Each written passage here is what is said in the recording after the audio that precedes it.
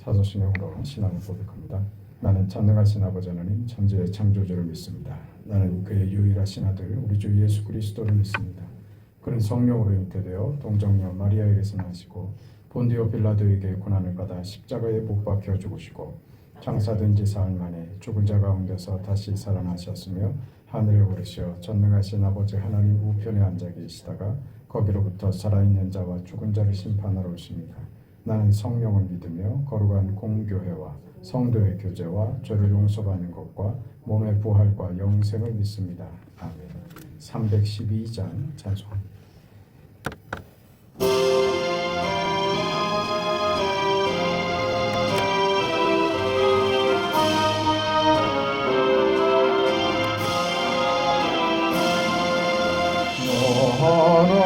하나님께 이끌리어 일평생 주만 바라며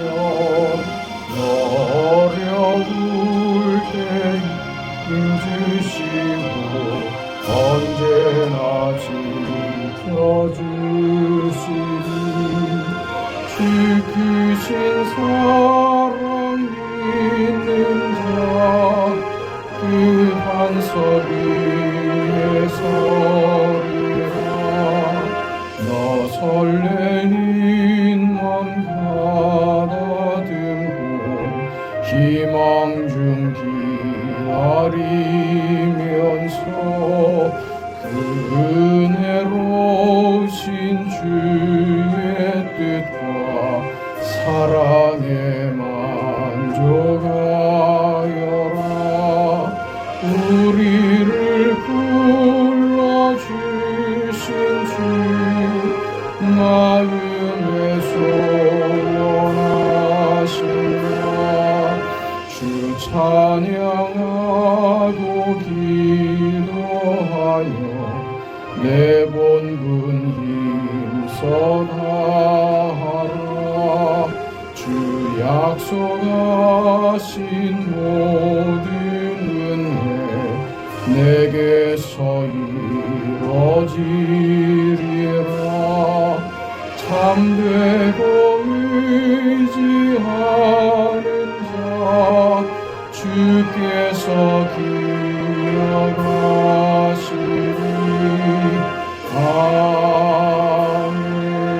아멘. 하나님의 말씀 누가복음 20장 34절에서 40절까지 말씀. 34절부터 하나님의 말씀을 우리 함께 읽습니다. 예수께서 이르시되 이 세상의 자녀들은 장가도 가고 시집도 가되 저 세상과 및 죽은 자 가운데서 부활함을 얻기에 합당히 여김을 받은 자들은 장가가고 시집가는 일이 없으며 그들은 다시 죽을 수도 없나니 이는 천사와 동등이요 부활의 자녀로서 하나님의 자녀임이라.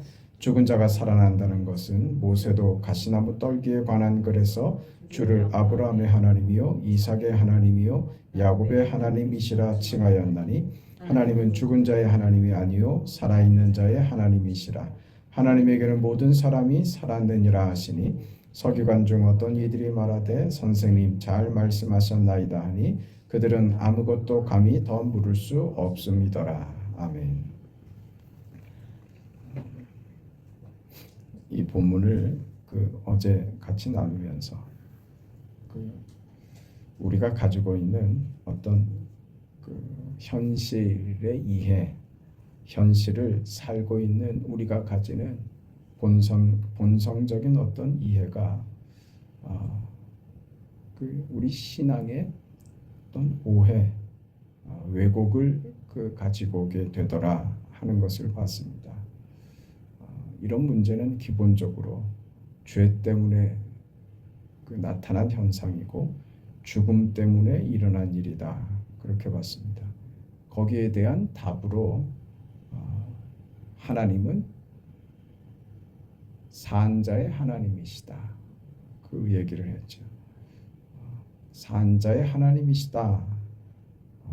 그 하나님의 자녀 우리가 신앙을 가지게 되면 영원한 생명을 가지게 되는 것이다.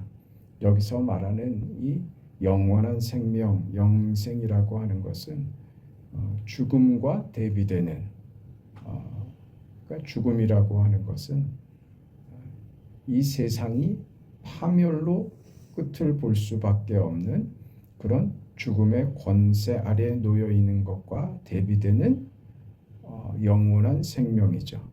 그러니까 단순히 시간이 연장된다 하는 것이 아니라 그 파멸로 치닫는 인생일 수밖에 없었는데 영원한 생명. 그러니 이것은 그 죄가 가지고 오는 좌절과 슬픔과 눈물과 고통과 뜻대로 되어지지 않고 늘 마음의 답답함과 허전함과 어떤 고통, 그런 모순, 왜곡, 그 속에 사는 현실을 살면서 느끼는 그런 모순과 왜곡과 설명되지 않는 답없는 현실 속에서의 삶이 아니라 영원히 산다고 하는 것은 그 명료하고 명쾌하며 그 사망이 왕노릇하는 그 권세 아래에 놓인 것이 아니라 하나님이 아버지가 되시는 그 영원한 그 영광과 복된 자리에 도달하게 되는 것이다. 그런 답으로 7 형제가 다 죽고 부인도 죽으면 다시 부활해서 도대체 누구의 부인이 되는 겁니까? 하는 것에 대한 답인 거죠. 죄 때문에 죽음 때문에 일어난 이런 모순이 이 현실, 이 세상 죄의 영향 아래 죽음의 권세 아래 나타난 이런 부조리하고 부당한 이런 모순투성이의 이런 일들은 하나님 나라에서 영생한다, 영원히 산다 하는 그 개념, 세상의 모순과 대비되는 세상에서의 파멸로 끝나는 그 권세 아래 놓여 있는 그 현실과 대비되는 하나님의 나라는 이 모순이 제거된다. 죽음으로 인한 왜곡이 제거된다. 그렇게 답하시는 겁니다. 그래서 이 영생이라는 것은 시간이 무한정 연장되는 것이 아니라 영생이라는 것은 사망이 파멸로 끝장내버리는 이 죽음의 권세 아래서가 아니라 영생, 영원한 생명, 하나님의 자녀 되었다는 것은 하나님의 통치 아래 놓인 인생이 됐다 하는 말이 되는 겁니다. 하나님의 통치 아래 놓이게 됐다라고 하는 것은 구체적으로 어떻게 설명되느냐? 그건 관계입니다. 관계. 우리는 그 현실적으로 그 어떤 이해를 가지냐면 법보다 그 상위에 있는 개념을 도덕이라고 하고 도덕보다 상위에 있는 개념을 이념이라고 하고 이념보다 위에 있는 개념이 종교라고 그렇게 보통 세상적으로 이렇게 이해를 합니다. 그래서 이 종교라는 인간이 가지는 본성적인 그 이해가 우리 기독교 신앙에서도 굉장히 많이 적용이 됩니다. 실제적으로 말이죠. 그래서 우리가 신앙을 점검할 때 제일 먼저 점검하는 그 내용이 윤리성입니다. 저 사람이 착하게 살고 있는가, 그걸 보면서 그 사람의 신앙을 판단하고 그 다음에 법적인 요소를 따지죠. 옳고 그른 그 요소를 가지고 상대의 행동과 상대의 그 삶을 따집니다. 그리고 종교적 어떤 요소를 살펴보죠. 종교적 요소라는 건 뭐예요? 치성을 다하고 있는가? 얼마나 종교적 열심을 가지고 있는가? 얼마나 성경을 또 얼마나 기도를 얼마나 예배 생활을 열심히 하고 있는가 하는 것이죠. 그리고 그래서 그의 삶이 다른 사람에게 얼마나 많은 영향력을 미치고 있는가 이런 거를 굉장히 중요하게 생각을 하게 됩니다. 이게 기준이 돼버리고 이런 이해로 우리의 신앙을 판단하고 이해하면 어떤 문제가 생기느냐 하면 관계가 무너지게도 됩니다. 세상에는 종교 말고 또 이념도 아니고 도덕도 실천이 되지 않습니다. 세상은 무엇으로 그 질서를 유지합니까? 법입니다. 법이 없이 세상은 그 질서를 유지할 수가 없습니다. 양심에 기댄다고요. 법이 없는 양심에 기대는 세상이 되는 순간 세상은 파멸로 치닫습니다. 내가 원하면 저놈 것을 뺏으려고 들지 누가 도덕심으로요. 그건 그저 모두가 알고 있는 그저 이상적인 구호일 뿐이지 되지 않더라 하는 것을 역사를 통해서 수도 없이 배워왔죠. 지금은 뭐 다릅니까? 지금은 힘 있으면 대놓고 도둑질을 하죠. 그리고 힘이 없으면 그저 당합니다. 그게 세상의 논리입니다. 도덕이 실천이 되지 않습니다. 도덕마저도 실천이 되지 않습니다. 근데 그 종교적 이상이 실천이 되어서 그 사회를 유지한다? 그건 우리에게 없는 겁니다. 법이라고 하는 것은 강제력이죠. 도덕은요. 그건 자발성을 요구하는 겁니다. 아무도 할 수 없죠. 소원은 하지만 그게 되지 않습니다. 또 이게 상대적인 거라서 내가 그렇게 하면 결국은 나 혼자만 손해보는구나. 우리는 늘 그 결론에 도달하죠. 실제로는 안 되는 겁니다. 실제로는 못하는 겁니다. 세상이 이 죄의 원리와 권세가 주장하는 곳이기 때문에 우리는 자기를 희생할 수 있는 그 힘이 없는 겁니다. 그러니까 법을 가지고 나라와 사회를 유지할 수밖에 없죠. 그 법의 강제력과 다르다. 이게 지금 신앙 이야기를 하는 겁니다. 이 도덕이 자발성이라는 것에 기대고 있다면 우리 신앙은 무엇이냐? 우리의 자발성이요? 우리의 요구요? 우리 편에서의 어떤 가능성이요? 그걸 얘기하지 않는단 말입니다. 도덕도 못한다고요. 도덕도 못하는데 기독교 신앙의 요구를 내가 한다고요? 아니요. 그렇지 않다고 얘기하는 거예요. 기독교 신앙은 도덕이 우리의 자발성을 요구하는 것에 기대지만 그게 이해는 되고 그렇게 되면 좋겠다고 누구나 다 이상적으로 그렇게 꿈꾸지만 실현되지 않는 사회와 현실과 이 나라의 구조를 보면서 실제를 보면서 안 된다는 것을 우리가 확인하죠. 기독교 신앙도 이와 같다는 거예요. 기독교 신앙은요, 우리의 자발성에 근거한 것이 아닙니다. 그럼 하나님의 자발성에 근거하고 있다 하는 거예요.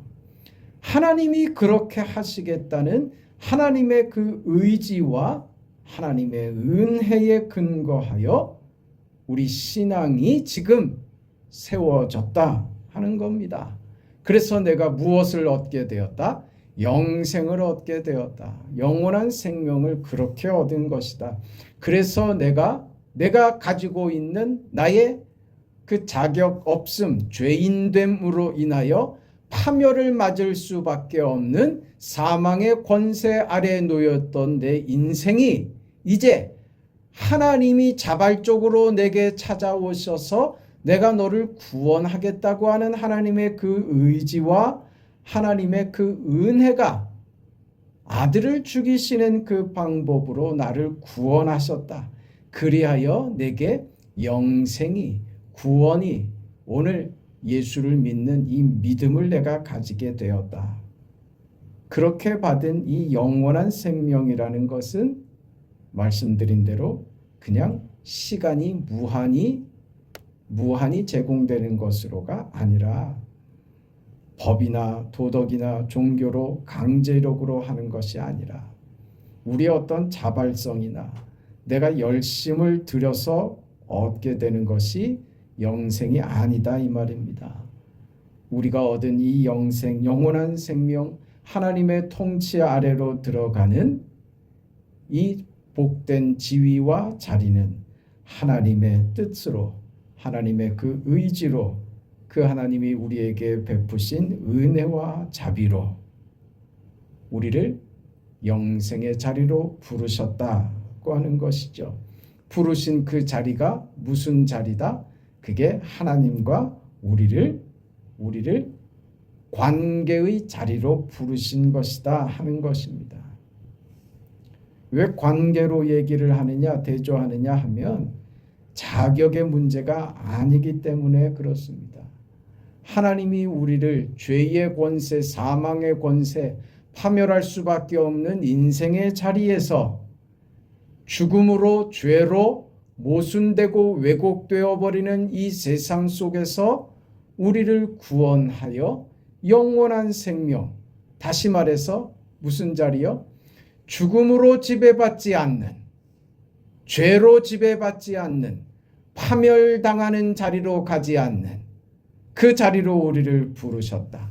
그 부르신 자리가 하나님과의 관계로 묶어버리는 자리가 됐다. 왜 자리가 됐느냐? 그건 우리의 자격을 묻지 않는 것이기 때문에 그렇다 하는 거예요.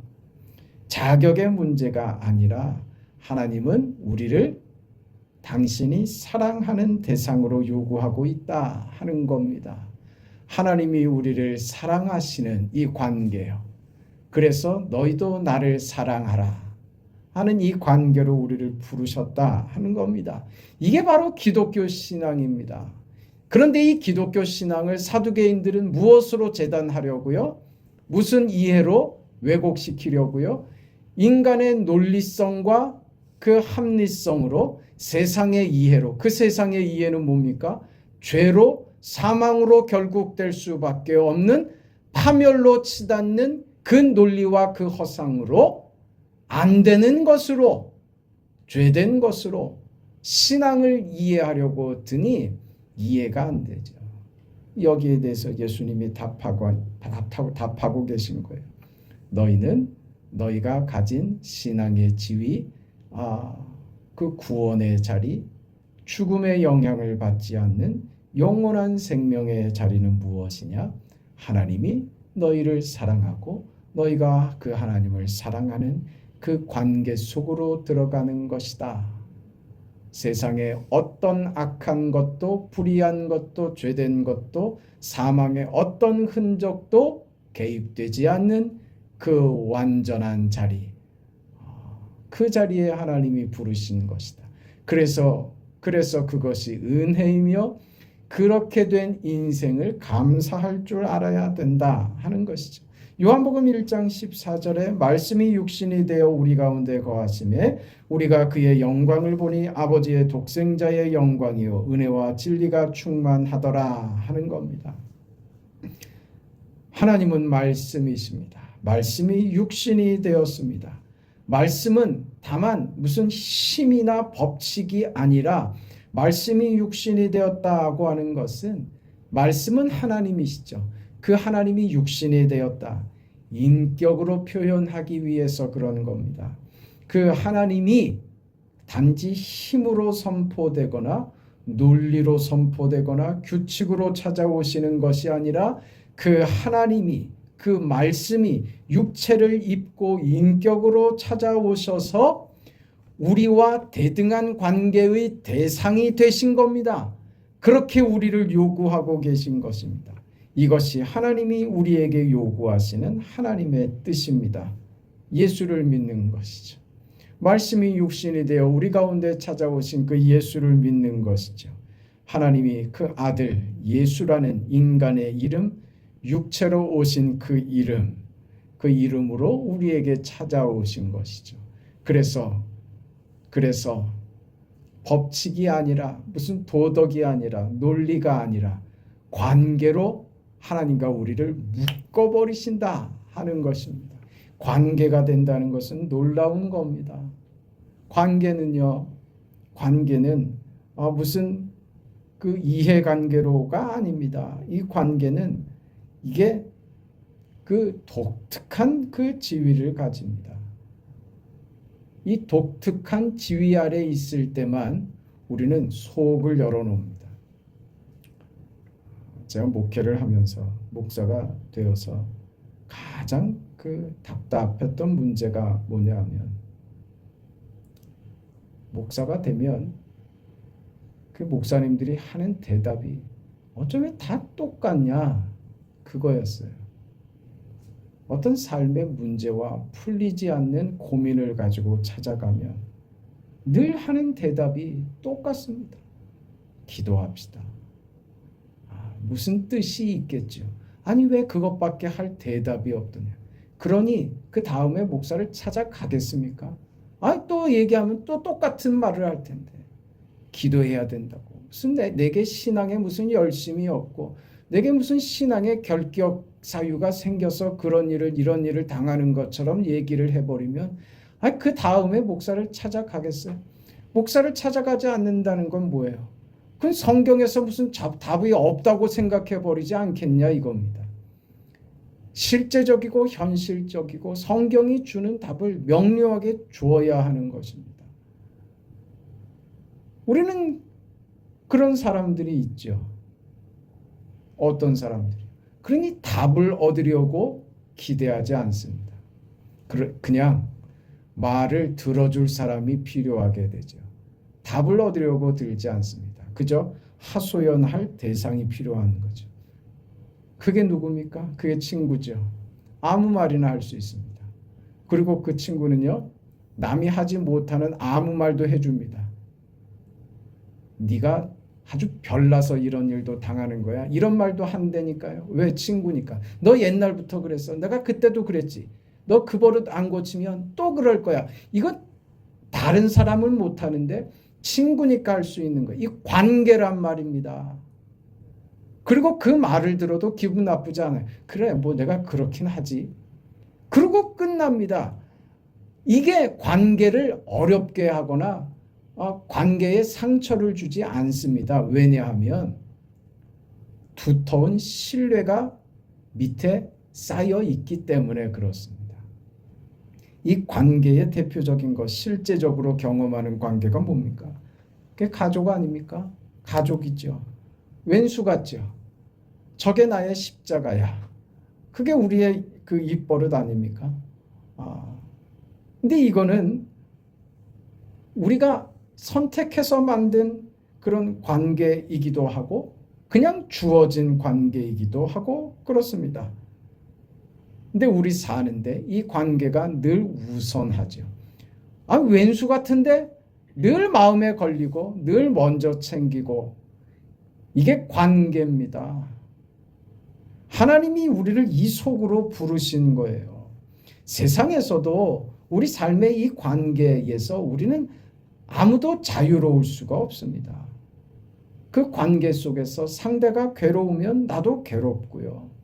상대가 행복하면 나도 행복하고, 기가 막히죠. 그 속에 있는 겁니다.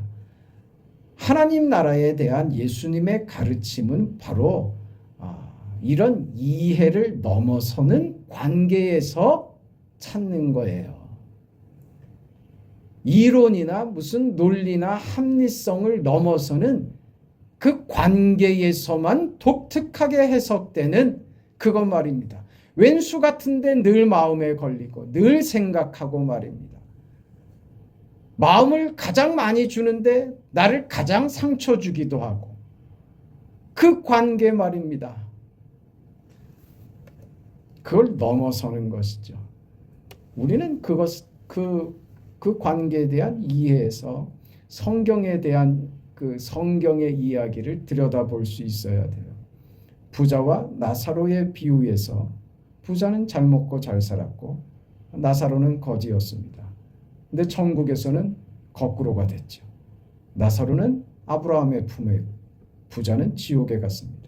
부자기 때문에 지옥에 갔다. 이건 말도 안 되는 소리입니다. 거지이기 때문에 천국에 갔다. 이건 말도 안 됩니다. 역전이 돼버렸죠. 부자로 살았다, 뭐 거지로 살았다, 이건 아무것도 아닙니다. 설명이 불가능한 것, 역전이 돼버립니다. 역전이. 우리 이해로는 설명이 불가능하다 이겁니다. 바리새인과 세리의 기도에서도 봤죠. 바리새인은 나와서 나는 이렇게 잘 살고 있습니다. 나는 훌륭하게 살고 있습니다. 이렇게 훌륭하게 살게 해주셔서 감사합니다.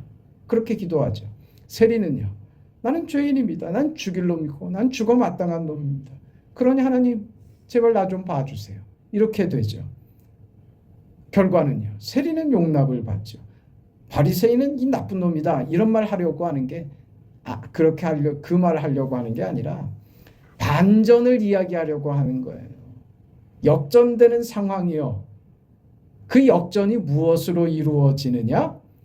강제력이라는 힘에 의한 것도 아니고 자격을 요구하는 것도 아니더란 말입니다. 이 인생의 역전이 영생이 하나님 나라의 그 긍휼함이 어떻게요? 하나님의 의지에 달려 있더라. 하나님이 그에게 베푸시는 은혜와 그 하나님의 성실하심에 달려 있더라. 그런 겁니다. 이것을 우리의 이해로 논리로 풀려고 하니까 천국에 대한 이해나 신앙에 대한 이해가 왜곡될 수밖에 없더라 하는 이야기입니다. 이게 우리가 믿는 신앙입니다. 그래서 우리 신앙이 나의 자리가 내가 받은 구원과 이 영생이 우리에게 감사가 되지 않는다면 우리 믿음이 우리 진정한 소망이 되고 자랑이 될 수 없다면 그건 내가 예수 믿는 게 아니라 그저 경건한 종교인에 불과하게 되는 겁니다. 그저 경건한 종교인 행세를 하는 자는 늘 자기 신앙과 자기 현실에서 날카로운 비판만 남습니다. 그래서 우리는 자신을 돌아봐야 됩니다. 예수님을 넘어뜨리려고 모순을 지적하는 약점을 공격하는 이 사두개인들 싸움밖에는 만들 줄 아는 게 없더라 하는 거예요. 나는 공포를 만드는 자인가? 싸움을 만드는 자인가? 상대를 넘어뜨리는 자인가? 그렇다면 나의 신앙이 아무리 열심히 있고 내가 아무리 깊은 지식과 지혜를 기독교 신앙을 갖추고 있는 것 같더라도 나는 종교인에 불과한 것입니다. 용서가 있는가? 기다려주는가? 이해하려고 하는가? 거기서 우리 신앙의 깊이를 찾아야 됩니다. 먼저 누구에게서인 줄 압니까? 타인에게서부터가 아니라 자신에 대해서 그리해야 됩니다. 자신에 대해서 이해하고 너그럽고 자신에 대해서 너무 날카로워지지 마세요. 자신을 몰아붙이지 마세요. 너무 자책하고 자신을 코너로 몰아붙여서 그 자괴감에 빠져 자멸로 가는 길로 가면 안 됩니다. 예수님의 가르침입니다. 우리에게 허락된 우리 신앙입니다. 하나님이 내게 주신 영생입니다. 하나님이 내게 찾아오셔서 나는 너의 아버지이며 너는 나의 자녀라고 그렇게 맺어주신 이제 떼어낼 수 없는 그 관계 속에 우리를 붙잡으신 겁니다. 그러니 우리 인생은 감사할 수 있는 것이고 그래서 인내하며 소망 가운데 있는 것이죠. 그래서 결국 승리할 수 있는 겁니다. 하나님이 나를 용서하십니다. 아니 사랑하십니다. 아니요 귀하게 여기십니다. 격려하고 칭찬하십니다. 마음대로 해도 된다는 말이 아니라는 거 아시죠? 자신을 용서할 줄 알아야지 돼요. 자신을 기다려줄 줄 알고 자신을 이해하려고 하는 것부터 시작해야 됩니다. 자신에게 가차없는 사람이 상대를 향해서 이해와 용서와 기다려줌을 가질 수가 있을까요? 그렇지 않습니다. 우리는 단지 종교인이 되기 위해서 신앙을 가지는 것이 아닙니다. 우리 신앙은 단지 종교인으로서가 아니라 하나님의 자녀된 그 지위와 그 특권과 하나님의 자녀된 그 자리에서 아버지 앞에 재롱도 부리고 이렇게도 할 수 있고 저렇게도 할 수 있고 그 자리, 그 관계 속에 부르셨다 이겁니다. 꾸중을 들어도 괜찮은 자리 말입니다. 내 이놈 해도 씩 웃을 수 있는 그 자리의 특권 말입니다. 이걸 어떻게 논리로 합리성으로 설명하느냐 이 말이죠. 우린 그 자리에 있는 거룩한 백성이 된 것이죠. 그걸 누려라. 그러니 이게 우리에게 감사가 아니 될 수가 없죠. 그 인생의 여유와 주시는 넉넉함으로 살아내시기를 축복합니다. 자비하신 아버지 하나님, 하나님의 은혜와 그 크신 사랑을 감사드립니다. 우리 인생이 사나운지 건조한지 우리 인생은 너무 메말라 버렸는지 우리 자신을 돌아봅니다. 하나님, 대지를 적시면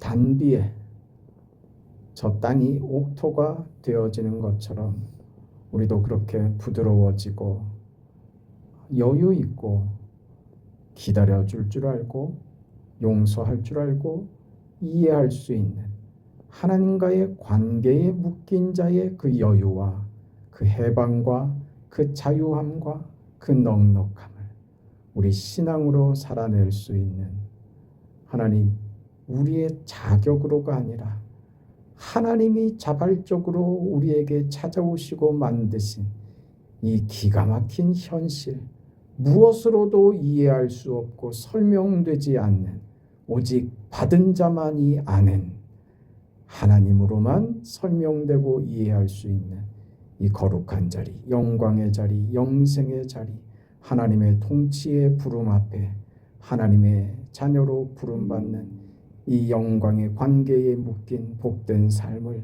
기쁘게 살아가는, 그래서 현실에 하나님이 나에게 주시는 것이 무엇인지를 날마다 경험하는 축복된 인생 되도록 우리와 함께하여 주옵소서. 그런 교회가, 그런 성도들이 되게 하옵소서. 예수님의 이름으로 기도합니다. 아멘. 하늘에 계신 우리 아버지여, 이름이 거룩히 여김을 받으시오며 나라가 임하시오며 뜻이 하늘에서 이루어진 것 같이 땅에서도 이루어지이다.